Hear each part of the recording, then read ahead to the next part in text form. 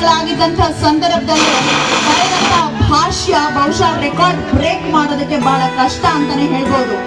2 ಬಾರಿ ರೈತರ ಸಂಪೂರ್ಣ ಸಾಲ ಮನ್ನಾ ಮಾಡಿರುವಂತಹ ಯಾವ್ದಾದ್ರು ಮುಖ್ಯಮಂತ್ರಿ ಇದ್ದಾರೆ ಈಗಲೂ ಕೂಡ ಅಂದ್ರೆ ಅದು ಮನೆಯಲ್ಲಿ ಕುಮಾರಣ್ಣ ಅವರೊಂದು ಜೋರು ಚಪ್ಪಾಳೆಯಲ್ಲಿ ಸಾರಾಯಿ ಲಾಟ್ರಿ ನಿಷೇಧ ಮಾಡುವಂತ ಒಂದು ಐತಿಹಾಸಿಕ ನಿರ್ಧಾರವನ್ನ ತೆಗೆದುಕೊಂಡಿದ್ದು ಕೂಡ ನಮ್ಮ ಕುಮಾರಣ್ಣ.